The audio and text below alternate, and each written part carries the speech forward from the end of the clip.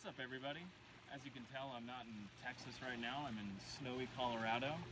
All the ice in the river and everything there.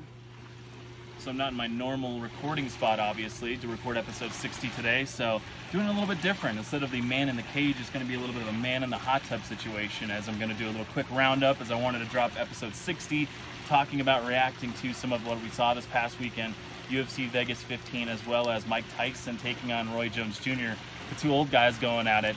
We'll start with UFC Vegas 15. The two biggest takeaways for me, number one, obviously, I think for most people, is Anthony Smith in the main event getting a big win, getting a submission win in the first round over Devin Clark. This is big because, as I talked about on the preview show last week, actually, Anthony Smith really needed a win. He couldn't afford to lose in that spot. You know, back in 2019, he beat Alexander Gustafsson. Since then, it was kind of bare bones for him. Losing fights, not any really big, defining wins. This is somewhat of a defining win for him in a main event spot. On short notice, too, by the way, again. I mean, Curtis Blades, Derek Lewis were supposed to be in that, of course. They say, hey, Anthony Smith, Devin Clark, you want to fight 5 rounds? They end up doing it. Anthony Smith gets a big win.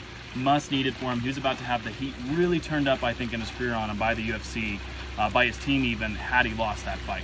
Number 2 on that card, UFC Vegas 15, Miguel Baeza. Baeza gets another win in which he stops his opponent, Takashi Saito. And this is a big win, of course, because, you know, Baeza continues to show every part of his game. Last time out against Matt Brown, he faced a little adversity. He was hurt early in that fight. Comes back, finishes Matt Brown in the second round. This one comes out, shows some even more improvements in this one, and just dominates Takashi Saito, gets the easy win over him, and another big win, and maybe a budding of a superstar, or at least a top contender in Miguel Baeza in the future here. Last little point I want to make, of course, as I said, Mike Tyson, Roy Jones Jr., they fought Saturday night as well. Of course, not the greatest fight of the year, not the biggest boxing fight of the year. Two older guys, you know, both guys obviously not going to touch the title anytime soon, but it was still very entertaining, though, and I think it was actually a huge hit. I think I saw a lot of people, including some of my buddies who were buying the pay-per-view. A lot of people tuned in, I believe. So I think we could see some things like this in the future, even maybe in a Evander Holyfield Mike Tyson fight, possibly. I saw Holyfield post some stuff on social media saying that he might be ready to fight, so maybe a Tyson Holyfield match, that would be really cool to see. So even though it wasn't a great fight, even though I think some people will make fun of it, I still think it was a big hit. I still think they should do it again. Quick side note on that card as well, Jake Paul, he knocks out Nate Robinson. Jake Paul showing a lot of improvements for a YouTube star as a boxing, in the boxing ring, that is.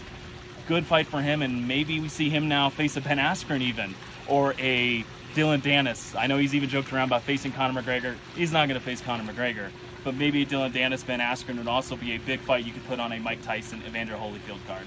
That's it for episode 60 today. I'll be back later this week, episode 61, to talk about UFC Vegas 16, as well as Errol Spence Jr. taking on Danny Garcia for the welterweight, couple welterweight belts later this week on Saturday. Going to preview that later this week. As always, though, you can go for more content for the podcast at maninthecagemmma.show right now. An about page that I just put up there, of course, this last couple weeks.